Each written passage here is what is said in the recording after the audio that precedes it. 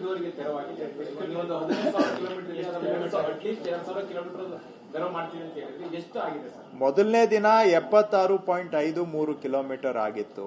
ಎರಡನೇ ದಿನ 64.55 ಕಿಲೋಮೀಟರ್ ಆಗಿದೆ. ಸೊ ಒಟ್ಟು 141 ಕಿಲೋಮೀಟರ್ ಅಷ್ಟು ಈಗ ಮಾಡಿದ್ದೇವೆ. ಸೊ ಇನ್ನೂ ನಡೀತಾ ಇದೆ, ಮಾಡ್ತೇವೆ. ಬೇರೆ ರೋಡ್ ನಾವು ಟಾರ್ಗೆಟ್ ಮಾಡ್ತಾ ಇರೋದು ಬರೀ 20% ರೋಡು. ಇನ್ನ 80% ರೋಡ್ ಇದೆ. ಅಲ್ಲಿ ಅವ್ರು ಯಾರು ಬೇಕೋ ಅಲ್ಲಿ ಹೋಗಿ ಮಾಡ್ಲಿ, ಅಲ್ಲೇನು ನಾವು ರಿಸ್ಟ್ರಿಕ್ಟ್ ಮಾಡಿಲ್ಲ. ಮುಖ್ಯ ರಸ್ತೆಗಳು ಎಲ್ಲಿ ಜನ ಓಡಾಡೋರು ಜಾಸ್ತಿ ಇದ್ದಾರೆ, ಟ್ರಾಫಿಕ್ ಜಾಸ್ತಿ ಇದೆ, ಅದನ್ನ ಮಾತ್ರ ನಾವು ಈಗ ಸದ್ಯಕ್ಕೆ ಕೈಗೆತ್ಕೊಂಡಿದ್ದೇವೆ. ಇನ್ನ 80% ರೋಡ್ ಇದೆ, ಅಲ್ಲಿ ಅವ್ರು ಏನಾದ್ರೂ ಮಾಡ್ಕೊಂಡ್ಲಿ, ಅಲ್ಲೇನು ನಾವು ರಿಸ್ಟ್ರಿಕ್ಷನ್ ಮಾಡಿಲ್ಲ. ಸೊ ನಾವು ಹೇಳ್ತಾ ಇರೋದು ಅಲ್ಲಿಗೆ ಶಿಫ್ಟ್ ಆಗಿ ಅಂತ ಅಷ್ಟೇ ಬಿಟ್ರೆ ನೀವೆಲ್ಲ ಗಂಟು ಮೂಟೆ ಕಟ್ಕೊಂಡು ಹೋಗಿ ಅಂತ ಎಲ್ಲೂ ಹೇಳ್ತಾ ಇಲ್ಲ. ಇದನ್ನ ದಯವಿಟ್ಟು ತಾವು ಅರ್ಥ ಮಾಡ್ಕೋಬೇಕು. ನಾನು ಇದನ್ನ ಆಗ್ಲೇ 20 ಬಾರಿ ಹೇಳಿದ್ದೀನಿ, ಆದ್ರೆ ನೀವು ಅದ್ಯಾಕೋ ಕೇಳಿಸ್ಕೊಳ್ಳಾರ್ದಂಗೆ ಮತ್ತೆ ಮತ್ತೆ ಕೇಳ್ತೀರಾ. ನಾವು ಈಗ ಕೈಗೆತ್ಕೊಂಡಿರೋದು ಬರೀ 20% ರೋಡ್ ನೆಟ್ವರ್ಕ್. ಇನ್ನ 80% ಇದೆಯಲ್ಲ, ಆ 20% ಅಲ್ಲೇ ಮಾಡಬೇಕು ಅಂತಂದ್ರೆ ಹೇಗೆ ಇದು? ಹಾಗಾದ್ರೆ 300 ಜನ ಸಾಯ್ತಾರೆ ಒಂದು ವರ್ಷಕ್ಕೆ, ಪಾದಾಚಾರಿಗಳು ಸಾಯ್ತಾ ಇದ್ದಾರೆ. 1000 ಜನ ಕೈ ಕಾಲು ಮುರ್ಕೊಳ್ತಾರೆ. 1000 ಜನ ತಲೆಗೆ ಪೆಟ್ಟು ತಿಂದು ಹಾಸಿಗೆಯಿಂದ ಎದ್ದು ಬರಲಾರ್ದಕ್ಕೆ ಆಗದಂಗೆ ಜೀವನ ಪರ್ಯಂತ ಹಾಸಿಗೆ ಹಿಡಿದಿದ್ದಾರೆ. ಅವ್ರಿಗೆ ಏನು ಉತ್ತರ ಕೊಡಬೇಕು ಹಾಗಾದ್ರೆ? ಎರಡನೇದು, ಬೆಂಗಳೂರಿನಲ್ಲಿ ಏನಾದ್ರೂ ಸುಧಾರಣೆ ಆಗಬೇಕಾ ಬೇಡವಾ? ಇಲ್ಲ ಎಲ್ಲ ಹಿಂಗೆ ಇರಬೇಕು ಅಂತ ಹೇಳಿದ್ರೆ ಹಿಂಗೆ ಇದ್ಬಿಡ್ಲಿ, ಬಿಟ್ಬಿಡಿ. ಹಾಗಾದ್ರೆ ಬೆಂಗಳೂರು ಸುಧಾರಣೆ ಆಗ್ಬೇಕು ಅನ್ನೋದನ್ನ ಕೇಳಬೇಡಿ. ನೀವು ಬೆಂಗಳೂರು ಸುಧಾರಣೆ ಆಗ್ಬೇಕಾದ್ರೆ ನೀವೇ ಮಾತಾಡ್ತೀರಾ, ಪಾದಾಚಾರಿ ಮಾರ್ಗಗಳು ಎಲ್ಲಾನು ಕೂಡ ಹಂಗಾಗ್ಬಿಟ್ಟಿದೆ, ಹಿಂಗಾಗ್ಬಿಟ್ಟಿದೆ, ಜನ ಓಡಾಡಕ್ ಆಗ್ತಾ ಇಲ್ಲ, ಜೀವನ ಹೈರಾಣ ಆಗ್ಬಿಟ್ಟಿದೆ. ಈಗ ಇಷ್ಟು ಮಾತಾಡ್ತೀರಾ, ವಯಸ್ಸಾದವ್ರ ಪರಿಸ್ಥಿತಿ ಏನಾದ್ರೂ ಯೋಚನೆ ಮಾಡಿದೀರಾ? ಹೆಂಗೆ ಓಡಾಡೋದು ಅವರು? ರೋಡ್ಗೆ ಬಂದು ಏನಾದ್ರೂ ಪಾಪ ಒಂದು ಗಾಡಿ ಬಂದು ಟಚ್ ಆದ್ರೆ ವಯಸ್ಸಾದವ್ರ ಪರಿಸ್ಥಿತಿ ಏನು ಯೋಚನೆ ಮಾಡಿದೀರಾ? ಇದು ಸುಧಾರಣೆ ಆಗ್ಬೇಕಾ ಬೇಡವಾ? ಬೆಂಗಳೂರಿನ ಬೈಯೋದಕ್ಕೆ ಮಾತ್ರ ಎಲ್ಲರೂ ತಯಾರಿರ್ತಾರೆ, ಏನಾದ್ರೂ ಸುಧಾರಣೆ ಮಾಡೋಣ ಅಂತ ಹೇಳಿದ್ರೆ ಅದಕ್ಕೂ ವಿರೋಧ. ಹೀಗಾದ್ರೆ ಹೇಗೆ ಸುಧಾರಣೆ ಮಾಡೋದು?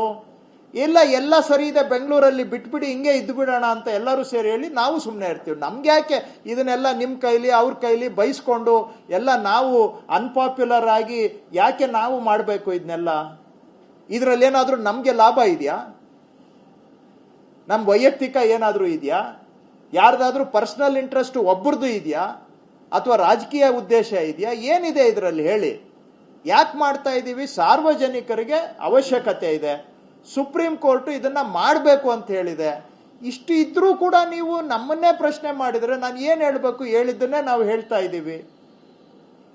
ಇದರಲ್ಲಿ ಏನಾದ್ರೂ ನಮ್ದು ಸ್ವಾರ್ಥ ಇದೆಯಾ? ನಮ್ ಲಾಭ ಇದೆಯಾ? ಜನಗಳ ಹತ್ರ ಬೈಸ್ಕೊಂಡು ನಾವು ಮಾಡಬೇಕು ಅಂತ ಹೇಳಿದ್ರೆ ಯಾಕೆ ಮಾಡ್ತಾ ಇದ್ದೀವಿ? ಸಾರ್ವಜನಿಕರ ಹಿತಕ್ಕಾಗಿ ಮಾಡ್ತಾ ಇದ್ದೇವೆ. ಬೆಂಗಳೂರು ಸುಧಾರಣೆ ಆಗಬೇಕು ಅಂತ ಹೇಳಿದ್ರಿ ನೀವೆಲ್ಲ, ಅದಕ್ಕೋಸ್ಕರ ಮಾಡ್ತಾ ಇದ್ದೇವೆ. ಬೆಂಗಳೂರಲ್ಲಿ ಕೇಳಿದ್ರೆ ಟಾಪ್ 5 ಇಶ್ಯೂಸ್ ಅಲ್ಲಿ ಗಾರ್ಬೇಜು ಒಂದು ಇಶ್ಯೂ, ಪಾಟೋಲು ಒಂದು ಇಶ್ಯೂ, ಪಾದಾಚಾರಿ ಮಾರ್ಗಗಳಲ್ಲಿ ಓಡಾಡೋದು ಕೂಡ ಒಂದು ಇಶ್ಯೂ ಇದೆ. ಟಾಪ್ 5 ಇಶ್ಯೂ ಅಲ್ಲಿ ಇದೆ.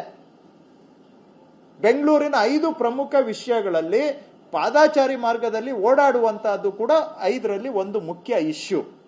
ಜನಗಳನ್ನ ಕೇಳಿದಾಗ ಜನಗಳಿಂದ ಬಂದಿರೋ ಅಭಿಪ್ರಾಯ, ಅದರಲ್ಲಿ ಒಂದನ್ನ ಏನಾದ್ರೂ ಸಾಲ್ವ್ ಮಾಡೋಣ ಅಂತ ಪ್ರಯತ್ನ ಮಾಡ್ತಾ ಇದ್ದೀವಿ. ಇದನ್ನ ಜನ ಸ್ವೀಕರಿಸೋದು ಬಿಡೋದು ಅವ್ರಿಗೆ ಬಿಟ್ಟಿದ್ದು. ನೋಡಿ, ಒಂದು ದಯವಿಟ್ಟು ನಾನು ನಿಮ್ಮಲ್ಲಿ ನಿವೇದನೆ ಮಾಡುವಂತಹದ್ದು, ಬೆಂಗಳೂರು ನಿಮ್ಗೆ ನಮ್ಗೆ ಎಲ್ಲರಿಗೂ ಆಶ್ರಯ ಕೊಟ್ಟಿದೆ. ಬೆಂಗಳೂರು ನಮ್ಗೆ ಜೀವನ ಕೊಟ್ಟಿದೆ. ಬೆಂಗಳೂರು ಜೀವಂತವಾಗಿದ್ರೆ ನಾವು ಜೀವಂತವಾಗಿರ್ತೀವಿ. ಎಲ್ಲೋ ಒಂದು ಕಡೆ ಬೆಂಗಳೂರಿನ ಭವಿಷ್ಯ ದಿನೇ ದಿನೇ ಕುಗ್ಗಿದ್ರೆ ನಿಮ್ಗೂ ನಮ್ದು ಭವಿಷ್ಯನೂ ಕೂಡ ಕುಗ್ಗುತ್ತೆ.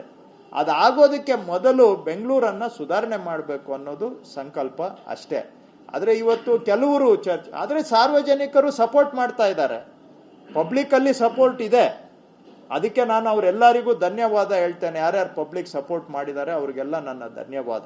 ಸುಮಾರು ಜನ ನೀವು ಕೆಲವರು ಎಲೆಕ್ಟ್ರಾನಿಕ್ ಮೀಡಿಯಾದಲ್ಲಿ ಕೆಲವರು ಹಂಗೆ ಕೆಲವರು ಹಿಂಗೆ ಎಲ್ಲ ಹೇಳಿದ್ದೀರಾ, ಆದರೆ ಸಾರ್ವಜನಿಕರು ಸೋಷಿಯಲ್ ಮೀಡಿಯಾದಲ್ಲಿ ಅಲ್ಲಿ ಇಲ್ಲಿ ಸಪೋರ್ಟ್ ಮಾಡ್ತಾ ಇರೋರು ಇದ್ದಾರೆ, ಅವರಿಗೆ ನಮ್ದು ಮತ್ತೊಮ್ಮೆ ಧನ್ಯವಾದ. ಆದರೆ ಇದು ಹೊರತುಪಡಿಸಿ ನಾನು ಹೇಳೋದಾದ್ರೆ ಇದು ಹೆಂಗೆ ಅಂದ್ರೆ, ನಾವೇನಾದ್ರೂ ಮಾಡಿದ್ರೂ ತಪ್ಪು, ಏನು ಮಾಡದೆ ಹೋದ್ರೂ ತಪ್ಪು. ಇದು ನ್ಯಾಯನ ಅನ್ನೋದನ್ನ ನೀವು ವಿಚಾರ ಮಾಡಿ. ಇದು ನಾವು ಮಾಡ್ತಾ ಇರೋದು ಎಲ್ಲ ಕಾನೂನು ಪ್ರಕಾರ ಇದ್ರೂ ಕೂಡ, ಕಾನೂನು ಪ್ರಕಾರವಾಗಿ ಮಾಡಿದ್ರು ಕೂಡ ಕಾನೂನು ವಿರುದ್ಧವಾಗಿ ಮಾಡೋದು ನಾವು ನೋಡ್ಕೊಂಡು ಸುಮ್ಮನೆ ಇರಬೇಕು ಅಂತ ಹೇಳಿದ್ರೆ, ಏನಾದ್ರೂ ಮಾಡಿದ್ರೇನೂ ತಪ್ಪು, ಮಾಡದೆ ಹೋದ್ರೂ ತಪ್ಪು.